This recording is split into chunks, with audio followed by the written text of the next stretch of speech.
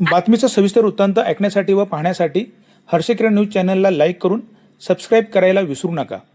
हर्षकिरण news बातमीपत्रात आपलं स्वागत आहे. प्रेरणा सेवाभावी सामाजिक संस्थेच्या माध्यमातून वापे शहापूर येथे विविध सामाजिक सांस्कृतिक प्रबोधनात्मक कार्यक्रम घेऊन संयुक्त जयंती महोत्सव साजरा.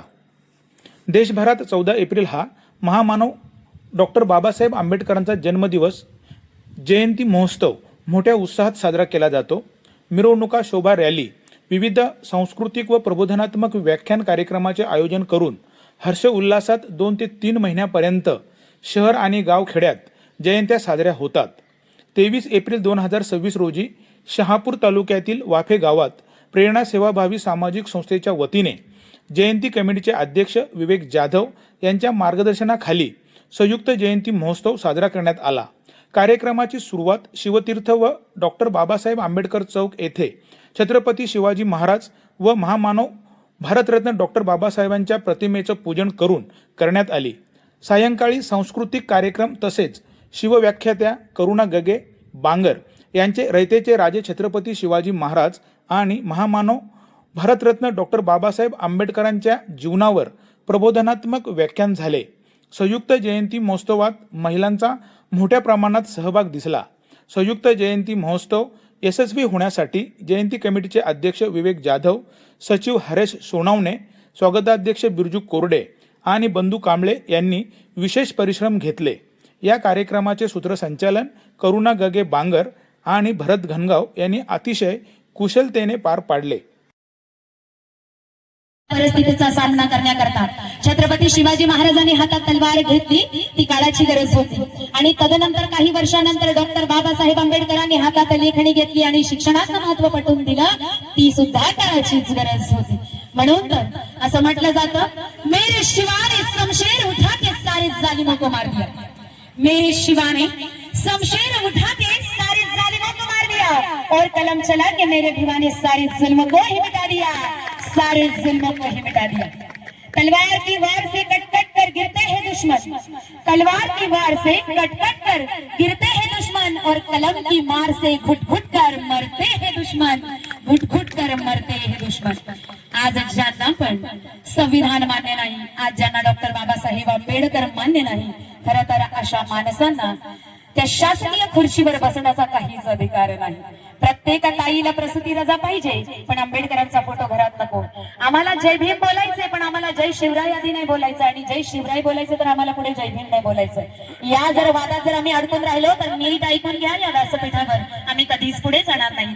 म्हणून 18 पगड जातीला 12 दलितेदार पद्धतीला गुन्हा गोविंदाने नांदवणारे छत्रपती शिवाजी महाराज जर असतील तर त्यांच्याच विचारांवर आदर्शवत भूमिका मांडणारे महामानव डॉक्टर बाबासाहेब आंबेडकर होते, हे आम्ही विसरता कामा नये.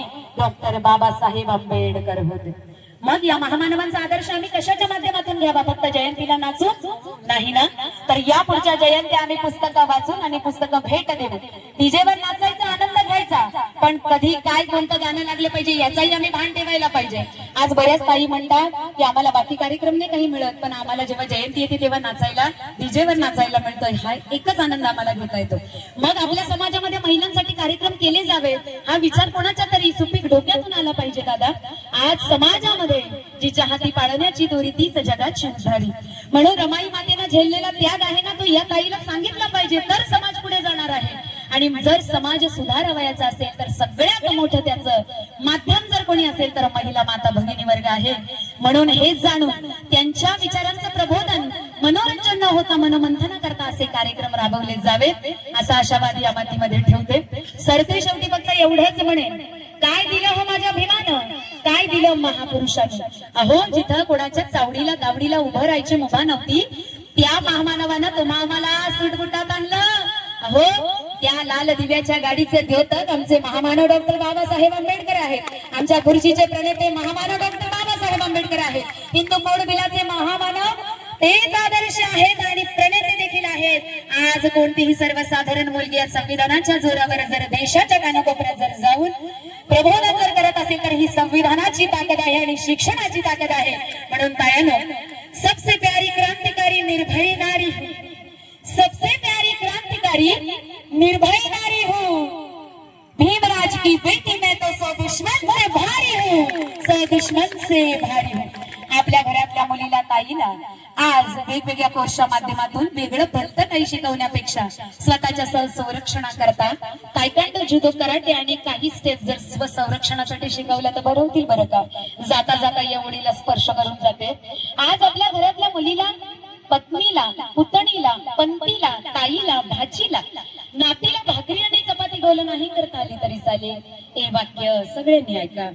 भाकरी आणि चपाती गोल नाही करता आली तरी चालेल, पण महाराष्ट्रात सध्या चाललेल्या महिलांवरच्या अन्याय अत्याचाराला वाचा जर फोडायची असेल ना, तर समाजामध्ये वावरणाऱ्या, आपला रोल खराब करून नको ते झोल करणाऱ्या समाजकंटकाच्या कानाखाली खडा बोल लावायला आपली ताई विसरता कामा नये. एवढं शिक्षण आपल्या मुलींना देण्याची आज गरज आहे. म्हणून तायांनो, आज समाजातून आम्ही काय घ्यावं, महामानवांच्या विचारातून काय घ्यावं, का करावी जयंत्या आम्ही साजऱ्या, आणि का असे आम्ही एकत्रित संघटित व्हावं, तर महामानवांचे विचार ऐकायला आणि ते पुढे रुजवायला आणि राबवायला.